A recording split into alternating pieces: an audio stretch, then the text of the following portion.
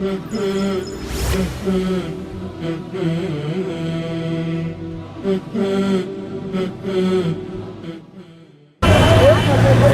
بحضراتكم. احنا غرفه الاخبار على الفيسبوك. دلوقتي معانا دكتور محمد مصطفى، المنسق الاعلامي لحمله الوقفه لحمله امه واحده لنصره الشعب السوري.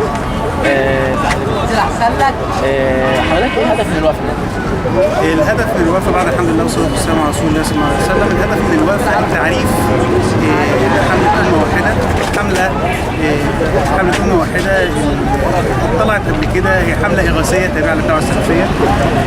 عملت قبل كده حمله لانقاذ لنصره الشعب الليبي في شهر 2/2011، وعملت حمله للشعب الفلسطيني في شهر مايو 2011، وحمله للصومال برضو كان في شهر اغسطس 2011، وفي شهر 9/2 بالظبط بدات حمله نصره الشعب السوري من خلال بيان نزل على المواقع الرسميه للدعوه السلفيه صوت السلف والبلاد السلفي. الحمله بدات في جمع التبرعات، والوقفه دي الهدف منها التعريف بالحمله، ان احنا نعرف الناس اكتر بالحمله. والهدف الثاني جمع التبرعات، سواء التبرعات على الارض دلوقتي من خلال بعض المراكز اللي فيها تحت الابراج كده، الابراج بتاعت الكوبري، جمع تبرعات بايصالات بتاعت جمعيه دلائل الخيرات، ومن خلال توزيع مثلا زي مثلا الفليرات اللي بتتوزع فيها رقم الحساب البنكي تبرع مستقبلي. طيب ايه الآلية للفلوس او المعونات بتوصل بيها للشعب السوري؟ احنا بنجمع التبرعات وبالتعاون والتواصل مع جمعيه دلائل الخيرات. لسه جمعيه دلائل الخيرات دي جمعيه خيريه مصريه بتقوم بجمع التبرعات للشعب السوري، واثنى عليها الشيخ عدنان عرعور اللي هو شيخ الثوره السوريه، اثنى عليها ونصح بان التبرعات عشان تروح لسوريا تروح من خلالها. طبعا كله بالطرق القانونيه، والجمعيه جمعيه رسميه مصريه. هل الوقفه مقتصره على حزب معين او على طائفه معينه للسلفيين مثلا او حزب نور؟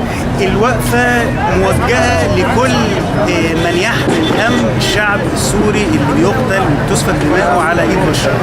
كل من يحمل هم، كبير صغير، سلفي مش سلفي، مش عاوز اقول لك مسلم او غير مسلم، اي حد يحمل هم نصرة الشعب السوري.